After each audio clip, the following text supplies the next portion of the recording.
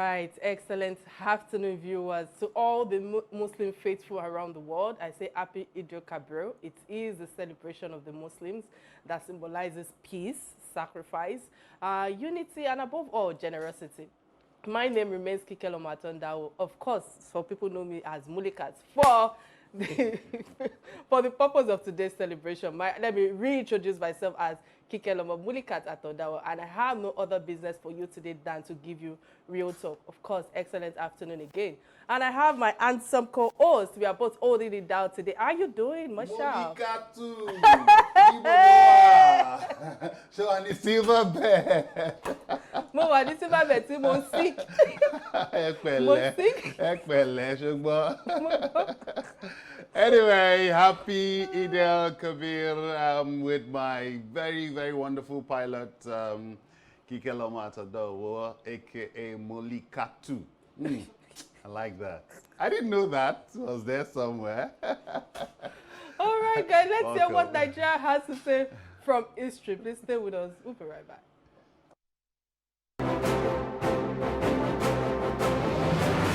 On this day in history, Tuesday, July 20, 1998, Abubakar unveils his political transition program, declares May 29, 1999 as handover date, cancels all elections, dissolves Nikan and the 5 political parties, frees all detainees, drops charges against exiles, and makes commitment to respect human rights.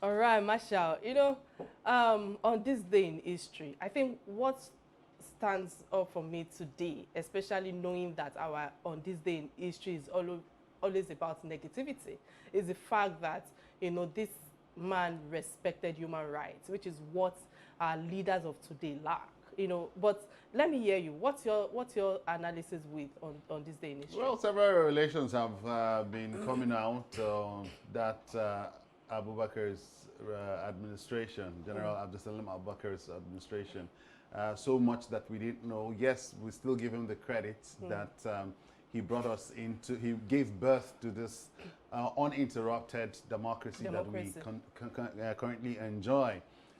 Yes, it somewhat appears that he respected human rights, like you put it, and let's give it to him. Like I said, news arrived of how several things went unnoticed by the public, but because the bigger picture was here comes democracy as given to you on a platter by Abdul Salami, and we embraced it and gave him a thumbs up. Let's leave it at that. Yeah, all right. Imam Habeeblai, it is indeed a pleasure to have you on Real Talk with Kike. And before anything, let me say I greet you. Salaam alaikum and happy Salah. And thanks for being here today out of your busy schedule, knowing today is Salah, to be with us today. Wa alaikum Islam wa rahmatullahi ta'ala wa barakatuh. Eid Mubarak. Taqabbalallah minna wa minkum, to all the Muslim brothers, sisters worldwide watching this program. All right. You know, let's just dive straight into the conversation. I must say, I like your outfit. Of course, this represents what today means, you know. And Thank you very much. Yeah, and I know another 2 months ago, or will I say around 2 months ago, you know, the Muslim had the Salah celebration after the annual fast, and we are having another Salah now. So how different or is this particular one? What does it signify in the lives of the Muslims? Awofeso-Musa, Semena Alim Shaitan Rajim, Bismillah Rahman Rahim. Wassalatu wassalam ala ashraf al-mursalin Sayyidina Habibina Maulana Muhammad sallallahu alaihi wasallam wa alihi wasallam ajma'in. Ayyuhal ikram, assalamu alaikum wa rahmatullahi ta'ala wa barakatuh. I greet Muslims worldwide in the most respected, blessed greetings by saying, may the peace and blessing of Almighty be with us all. Now, to your question. Our Lord, Allah subhanahu wa ta'ala, the exalted, is a God that is an unpredictable God. God created man It says, وَمَا لَقْتُ الْجِنِّ وَالْإِنسَ إِلَّا لِيَعْبُدُونَ. I have not created man and jinns except that we should worship him. However, he was the one again that gave the entire world a stroke of Cain. Or let me put it, he put the entire humanity on trial by bringing in COVID-19. COVID-19, either it was formed by some people or, however, what we know is that this COVID-19 ravaged the entire humanity, ravaged continent, ravaged communities, and took away souls. Now, all this happened with the permission of Almighty Allah, because no leaf will drop except by his permission. So says the Quran. Now, by that, worship is very important. And Allah enjoys and wants us to worship him individually and congregationally. Now, the congregation aspect of Idul Fitri for Ramadan, as well as Idul Kabir for the Salah, for the big Salah where we slaughter ram, the two were defeated last year. All this under the permission of Almighty Allah. That was the way Allah willed it last year. He put entire humanity on trial. Maybe we'll use that as an opportunity to be closer to him, to glorify him, to worship him, and retrace our steps from all our shortcomings. The same thing he did last year, that we regretted our shortcomings. All humanity ran to God, knowing that science has failed, knowledge has failed in the area of COVID, and we use that to beg Allah and to pray to him. However, now he is giving us that opportunity this time around, and the difference between that year and this year was that we could sit down. The worship that we couldn't do congregationally last year, we are able to do it this year. So with that, we owe him nothing but gratitude. We owe him nothing but appreciation.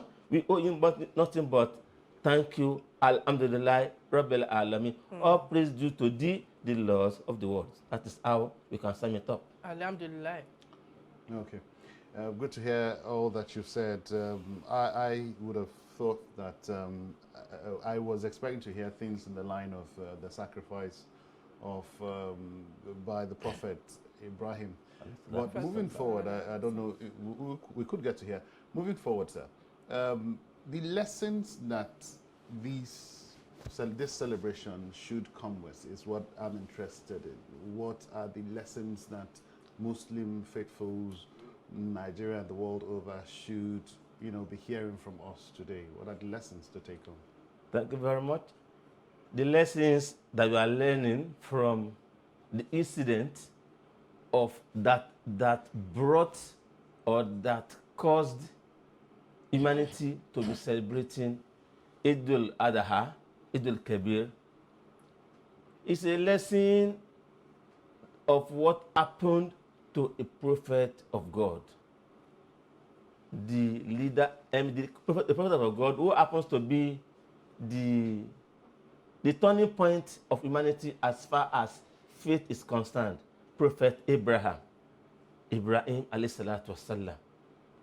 He was a prophet of God that believed solely in God and nothing else. Now, having coming from a background of idolatry, he had all his faith in God, worshiping none but God. And, in life, everyone will wish that is the father, or in marriage, you wish that God should bless your union with offspring, at least one. Now, as he was growing older, he had been longing to become a father. All this came to naught. As he was praying, his wife too, Saharata, was interested to be called a mother. All this came to naught.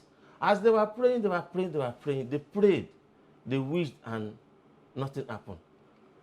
He now told having gotten older and knowing very well that she has gone beyond the age of being a mother to a child, Sarah now gave an advice to her husband, Prophet Ibrahim, والسلام, that, you know, we have a slave girl, as it is called in the Bible, Hajara. Why not marry this slave girl? I support it to marry her. When you marry her, probably this child that I couldn't give you, it could come from this slave girl. I think I am old. I'm too old to be a mother, but please marry her. After telling that to her husband, Prophet Ibrahim, والسلام, Ibrahim married her. After marrying her, successfully, she gave birth to Prophet Ishmael, as we say it in the biblical name, Ismail, والسلام. After that, then this dream kept coming to Ibrahim, والسلام, that you have to offer this your son in sacrifice. The dream kept coming, the dream kept coming, the dream kept coming. He now informed his son that, oh, my son, I have been having this continuous dream that I should offer you as a sacrifice to our Lord. In contrary to other stories that we have been hearing, that is the Islamic version, and the authentic one Islamically. So after that, he now said, okay, the child was not like a wayward child of nowadays. The child willingly accepted and said, oh, my dad, if that is the wish of God, you will find me as an obedient child that will succumb to this sacrifice. So, in that little lesson, what are the things that we can learn? First, what we can learn from it is that in whatever situation we find ourselves, we should not lose hope. We should not lose faith in God. Number two, we should also give room for admonition of people. Had it been Prophet Ibrahim, alayhi salatu wasalam, rejected the admonition, the advice of his first wife, Sarah, that marry Hajara, probably there wouldn't have been a story of who Ismail is today. Though later on, Allah now, at that old age,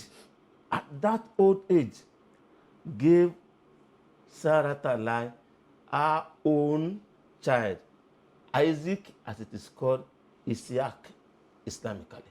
So, one, never lose faith. Two, listen to admonition. Three, always be willing to give back to your Creator. And what is that I are giving back? Worship. It's a sacrifice, but it is an act of worship, ibadah. Because after that, Allah subhanahu wa ta'ala, when Ibrahim alayhi salatu wasalam now took the boy to the slaughter slab, the boy now said, oh, my dad, I know if you want to slaughter me, there will be a milk of pity in your eyes that I'm about to slaughter my own son. Dad, please cover my eyes so that you won't be looking at my eyes, and pity will be, the milk of pity will be in you or in my own eyes. So Prophet Ibrahim ﷺ covered the eyes of Ismail. That is why today, if Muslims are slaughtering rams, they use the long ears of those animals, of the ram, to cover his eyes as well, because they too, they have human blood running in them. The difference between we and that animal was because Allah subhanahu wa ta'ala made them to be submissive to us. If not, we don't have power over them. All right, many thanks for your submission thus far, sir. But I must ask, because we know that many Muslims, as usual, were able to perform this year's pilgrimage to the Holiest Land in Mecca due to the COVID-19 pandemic. But what is the essence of the pilgrimage, and how does it connect with the Salah festival that we have today? Thank you very much. Let me correct an impression. There was no pilgrimage this year. Oh, true. Because the law is that when the Saudi Arabian government opened the portal for people to apply, over 500 people applied only in the Kingdom of Saudi Arabia alone, not to talk of other countries. So they had to, because of this pandemic, they reduced it to 60,000. And that 60,000 are those people, in Saudi citizens Arabia. of Saudi Arabia. Okay. From other countries, they were banned.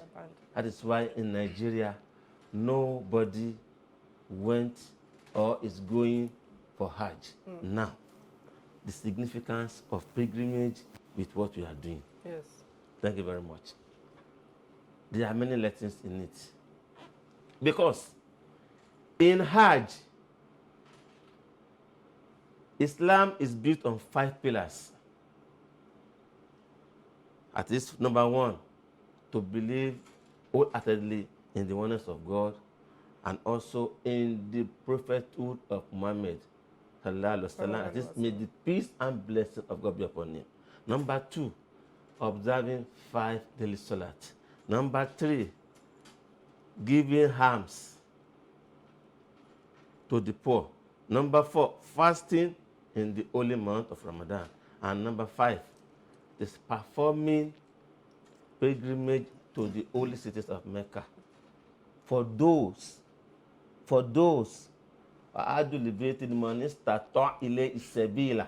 that is, for those that have the capability, be it financially, be it in the area of strength, be it in all areas.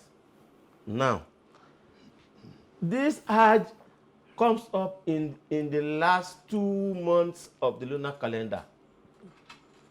The last 2 months of the lunar calendar of Islamic calendar, Ha Zulqa'dah, Han Zulhijjah. By the time the Muslim Ramadan is the 9th month of the lunar calendar. By the time the Ramadan ends after the lunar calendar, in Shawwal, by when we do the Eid al-Fitr, from that time we should say Hajj has commenced. But because Hajj has commenced, people are already in Saudi Arabia. Some people even went for Umrah. Some would have booked it in their flight that they are going to stay till the Next Hajj. So they will stay in Saudi Arabia for 3 months. Safar, Zulqa'dah, and Zulhijjah. Now, the Zulhijjah, since the Hajj comes up in the last calendar, the last 2 months of Islamic calendar, because it starts by Zulqa'dah, that is the 11th month, running into the 12th month. Now, and by the time they are now we are now in that, the issue of the worship of Prophet Ibrahim, alayhi salatu wasalam, when he had to do sacrifice, because when Adam, alayhi salatu wasalam, the first man to be created, when he went foul of the rules of God in the garden with his wife, both of them went their separate ways. But they met through the Rahama, that is through the grace and mercy of God, on Mount Arafah. It was there they met. That signifies the mount of mercy. Now, we are now using that place, that place as a turning point where Muslims that would be addressed as Al-Hajj, Al-Hajjah, will have to go to at least to make the 5th pillar of Islam a complete necessity. Because if you go for Hajj and you miss pilgrimage, you miss Hajj, my brother, my sister, you have performed no pilgrimage. So now those that goes for the pilgrimage, there's a part that they are going to sacrifice ram. Sir, you know, with all you've been sharing thus far, and it's like we are here for a lecture. Basically, you've enlightened us with a lot of things. But before I ask you for my salamit, I must ask, the ram that is essentially killed to mark the festival, I would like to know, what does the sacrifice signify for Muslims? The sacrifice signifies nothing but absolute. It's part of worship, right? What it means, I want to draw out my submission from the Quran, Surah Al-Hajj. I hope I will be able to open to the page on time. Allah was telling us that this issue of we slaughtering the ram, neither is blood nor is meat gets to him, Allah. But what he needs from us is that he wants us to have nothing but piety and fear of him. Oh, Don't worry in the about course that, of it, I will in the so. All right, we have a caller on the line. Many thanks for calling from Edo State. Hello.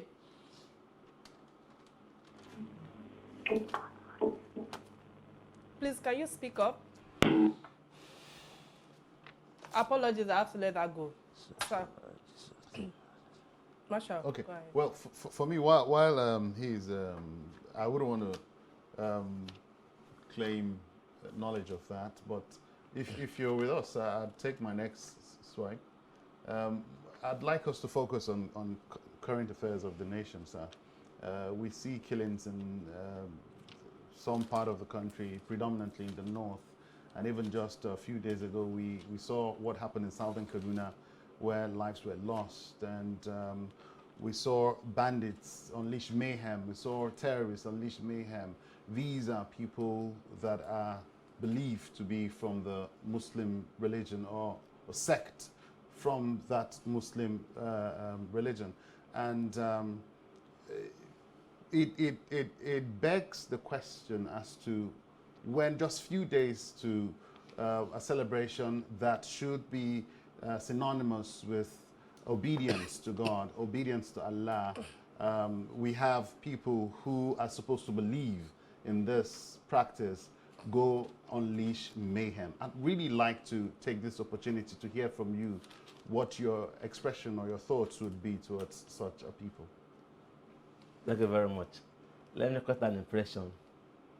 There's a wrong notion that the terrorists are Muslims. Let me use this medium to explain it. They are not Muslims. They are not Muslims. The life of a man is sacred. Even let me give you an instance. If someone is facing difficulties and he now thinks that difficulty that he is facing, the only solution for him is to take his soul through committing suicide. My brother, that person taking his soul will be answerable to his creator. So you're saying it's un-Islamic? It's absolutely un-Islamic. These people practice the Islamic doctrine. You know, they preach the Islamic doctrine, But you're saying that it's un-Islamic what It they is do. absolutely, they are not Muslims. Speaking Arabic does not make you a Muslim. Okay. What makes you a Muslim is your taqwa, your piety, your fear of God. And if you fear God, you wouldn't do what God says you shouldn't do. God says no one should take anybody's life unless justly, and that is through the law courts. Maybe that person has been found guilty, having killed someone. Maybe that is the only, and the penalty for him is what? It's good to hear this from you, sir. But what beats my imagination is the kind of sympathy they enjoy from people like prominent Islamic clerics like Sheikh Abubakar Gumi. And if a cleric like you would come to me and say these people are un-Islamic and not Muslims, then what should I think of people like Sheikh Abubakar Gumi? Sheikh Abubakar Gumi is an individual. Everyone is free to express his or her own opinion. We shouldn't blame Gumi for anything. We should blame the government at the center. Look at what is happening to those agitating for secession. Apologies, I have to interrupt to line of thought. We have Abdul Salam from Kaduna State.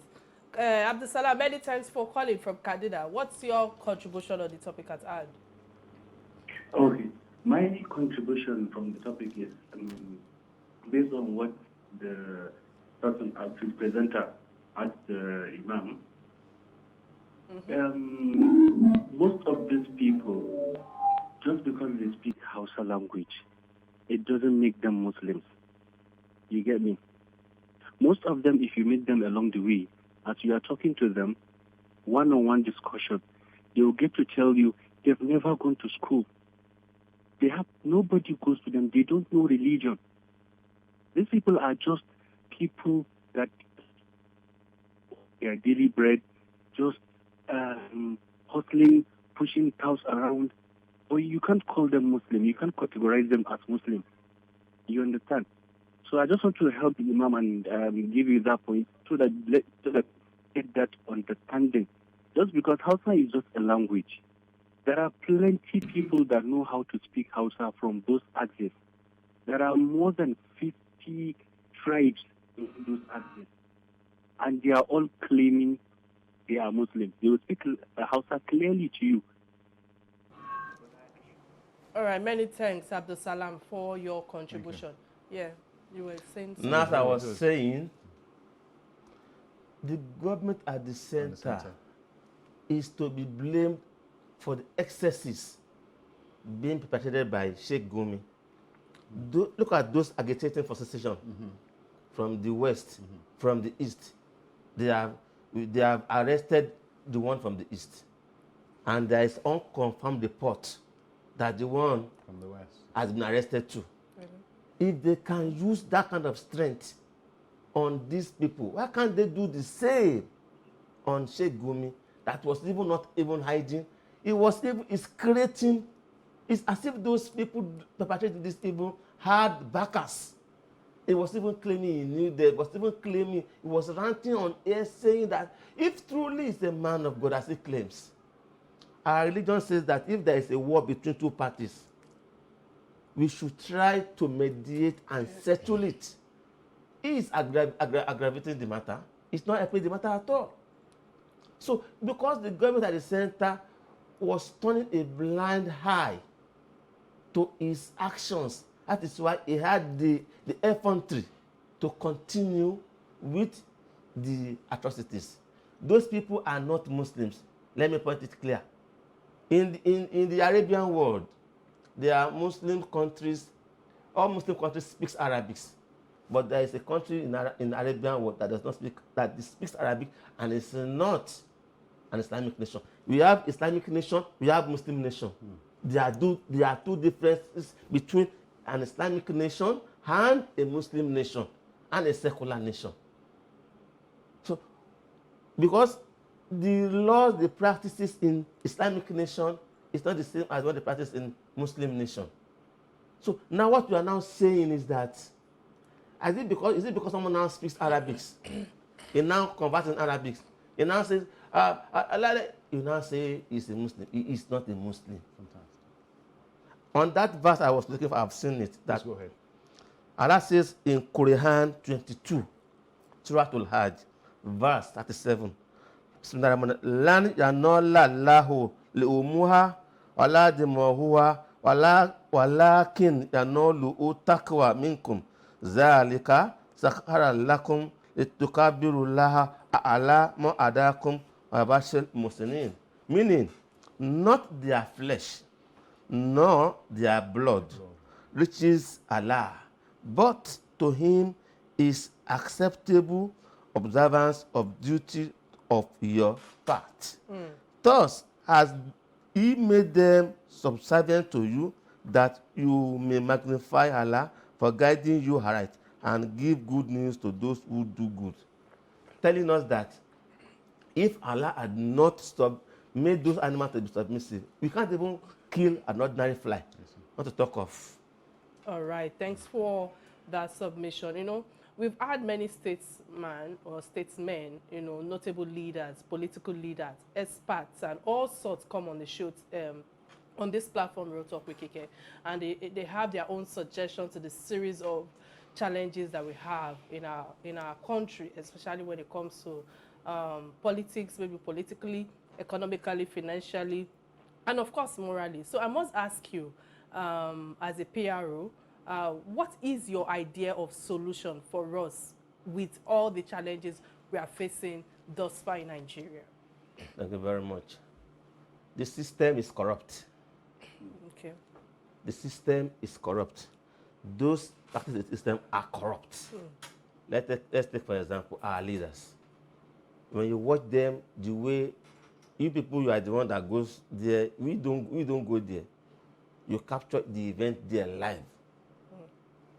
Let us ask those people that are in the House of Assembly or what is the called National Assembly. How many of them are qualified to be there morally? How many of them are qualified to be there educationally?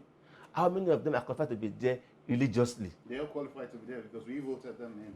Thank you. Why I will now tell you that not all of them. There are people of questionable character.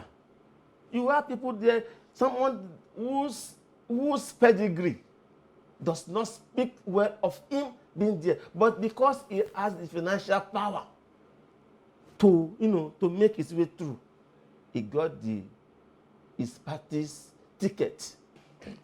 The system is corrupt. Yes. Look at how our system operates now. You want to become a counselor, you have to pay through your nose.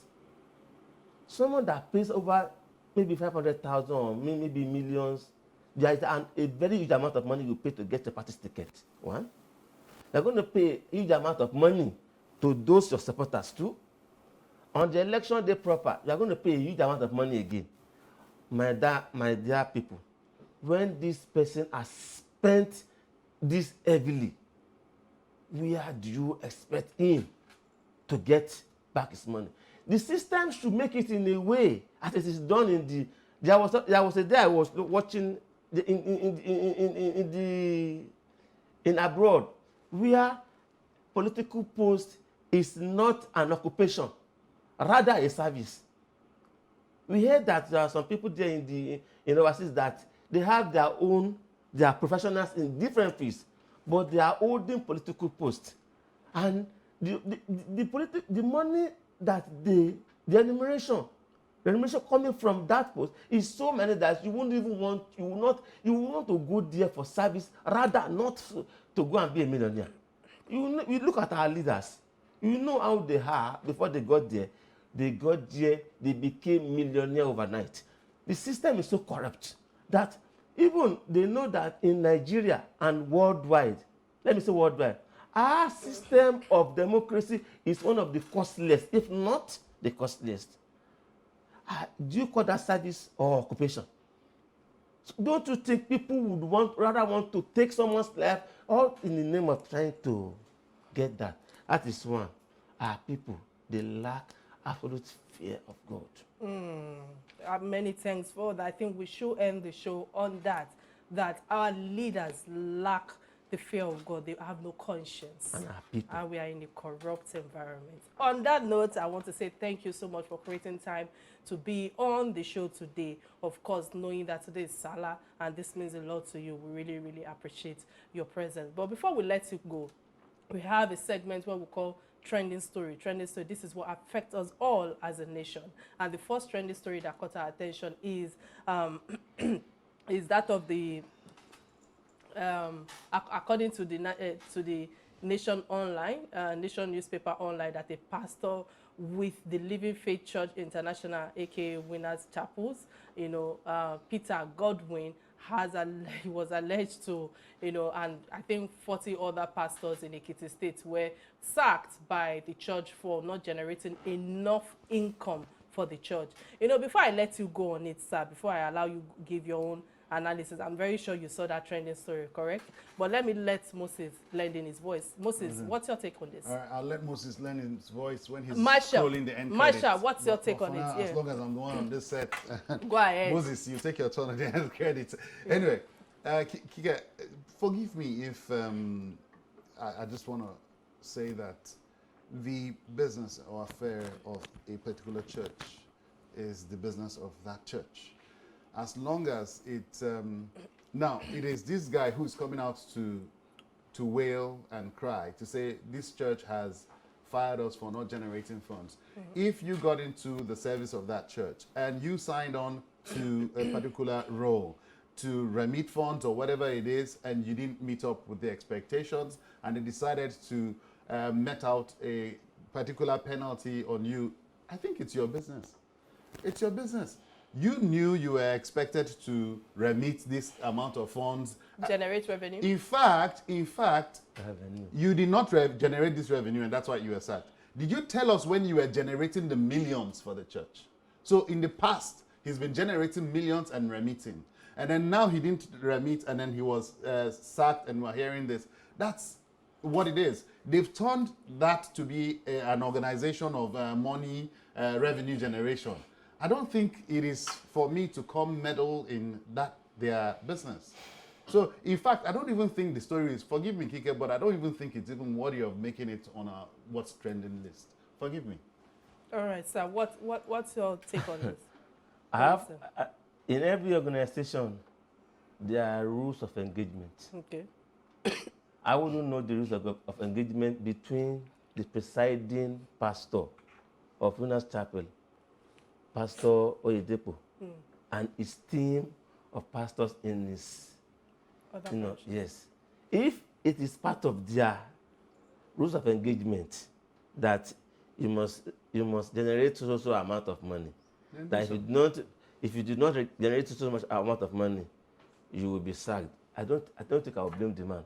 Probably the man or the church, that is the church at the center, has been doing some things for pastors in branches, and the church at the center is feeling the impact that the one that generates income are the one that are feeding those not generating. If the man should bring his hammer on them, I will just beg the man, tamper justice with mercy, and there can always be a second chance. If they are not generating, probably they are good spiritually. I'm sure Kike has he can use his power to look at other areas that they are useful and put them there rather than firing them. They will be useful to his ministry. Kike, shoot. On that, I rest my case. Thank you, sir. Because you share the same name with my wife. Kike. Kike, shoot. Let's hear what you have to say. What we've seen is termination of appointments as a pastor, and no one has seen the employment letter, because I felt that for us to start airing our opinion, we need to see the employment letter. But however, I've taken time out to read the sack letter. It's not to minimize words.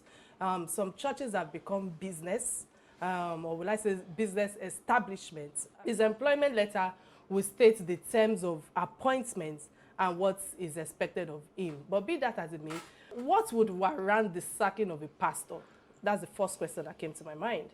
the second question for me, if they were fit or spiritually qualified to lead the church in the first place, was disqualified in the name of the church as in terms of growth index, that's the main reason why he's being sacked. I also saw clearly that the termination letter states clearly that church growth index falls below expectations.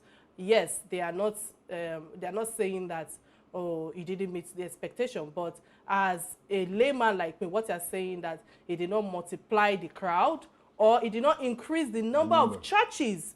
You know, because I'm sorry to say this, it seems as if there's a competition between all these churches. Again, growth index captures all forms of growth, including the number of congregation, the proceeds, the revenue, like I said earlier, and all sorts. So the letter for me has not said anything on morals, has not said anything on spiritual grounds, or the pastors failing in the scriptures, and also not being the hearer and the doer of God's words. So I would like to ask that what would Paul had said to his discipline, you know, or to his disciples rather? You know, they were accused of not meeting expectation and the likes and all of that. And it's sad for me because I know that our country, Nigeria, our churches today have now become a center of revenues for a lot of people. For me, again, is the service of ministry, has it become a place for revenue? There are lots of questions that were coming to my head at the time. While I understand that gospel is free, but the vehicle of preaching the gospel is not free. And that is what I'm talking when I'm talking about generator, I'm talking about PHCN, I'm talking about salaries for pastors, I'm talking about a lot of revenues that they take when it comes to traveling from different states in terms of itinerary. You know, it is quite sad that the church has become a place of assessing performance index. Church has, you know, become a PLC, in quotes, you know, to generate money for the headquarters, so to speak. And the word of God should bring good news, redemption, and salvation to the people, and not about revenue. I'm sorry. We all really need to know who God is and become his hearer and also the doer, not for us to be thinking of what revenue comes in. It will be of our best interest as pastors and again as GOs to have a rethink on our philosophies and our approach to the gospel. Because today you see a lot of people, they will tell you they don't like to go to church. You see, and pandemic have also worsened the whole situation today, where you see where people now decide to say that, you know what, what's the essence of me going to church when they can actually be at home and join online service? You know, there are quite a number of angles to look at this, but the only thing I must say and I must end with is that we should save the kingdom of God as a place of peace and as a place where we'll be compassionate to one another and be God's words and not a place of revenue. We have a second trend, and I think we have to quickly take this in 2 minutes. In 2 minutes. So, and that is Obi's Cubana's mother's burial. The extravagant and flamboyant you saw the burial video, carnival. Let's quickly have your that take it on became that. the rain money in Anambra Oba, to be precise. Sir, in 30 seconds, what's your take? Because my technical people are telling me right now. Marshall is also telling you to round I off. would have loved Obi Cubana to have used all those wealth and everything to use it to help humanity. If it had done that, it would have transformed into mercy from God on the soul of his dead Marshall, what's your mother. take? My take is simple and short. I mean, I saw several criticism on these guys who were, you know, raining down the money. I think it was totally immodest of them. They were showing their affluence, which was needless. But yes, the criticism on the part of people saying they should have used the funds to do this and that. I mean, it's their money and they have the right to do what they want to do. These guys have paid. I heard one of them paid for WAEC fees for everyone in his local government. The other one provide free water in his local government. It's their money. They have the right to do what they want to do. All right. Kike is telling me right now to round off. But all right, I'll give part of my time to Sir to send out your salam message to the Muslim faithfuls. God says, "Inna akramakum indallahi atikokum." That is, the most pious amongst you is he who fears his Lord. Muslims, wherever you are watching this, let us make fear of God our utmost priority in life, so that we will be a good example in this life, and on the day of reckoning, we will meet our Lord in a good place. Thank you very much. All right, many thanks for that. I think before we round off, they've been generous enough for me to take my own submission. 30 seconds. 30 seconds. So let me start by saying that no one is saying that he shouldn't bury his mother however he likes. No one has put a restriction or limitation to how much he can spend for his mother's burial. But however, very important is that we should think about the message that he has sent to the public, especially the youth. Our culture, our philosophy to things like this comes to the forefront, and you see a lot of youth today want to get that money quick. I'm yet to see or know how the dead feels when the amount of money we spend after they are gone and they cannot see it, they cannot feel it. So in a nutshell, I must say that I'm very much concerned when it comes to all that they have displayed about the impact of the burial and the extravagance of the spending effect on the youth, because I'm not questioning his source of wealth or the legitimacy of his business, but what has the message sent to the youth on the streets Nigeria? It's simply, as far as I'm concerned, I simply told them that they can make that money anyway, anyhow, and that is the reason why you see all of them today. They are just in a place of material. Anyhow. And do you know what he did for his mother when the mother was alive? Can you tell me that? All right, on that note, so you'd have to bring objectivity to the argument if you tell me what he did for his mother when she was alive. I was expecting something like this from Marshall because he's an Igbo man. He must come to the table to defend these people. I was expecting something like this. It's sad. However, the important thing for me is that they disrespected money. They disrespected morality naira. Was loose they there. Disrespected. But don't come to the table of argument we've come to the say end of another episode of Real Talk mother. with Kike. Indeed, we had an Join awesome show on today's show. And of course, our Imam on the show, Alhaji Habeeblai O. It was really nice to have you on the show today. Yeah. And to my co-host, who has come to defend his Igbo people, I say thank you for keeping it real. My name is Kike Lomatodao, and I say bye now. Because Kubana, no, there's something wrong with it. Bye, guys.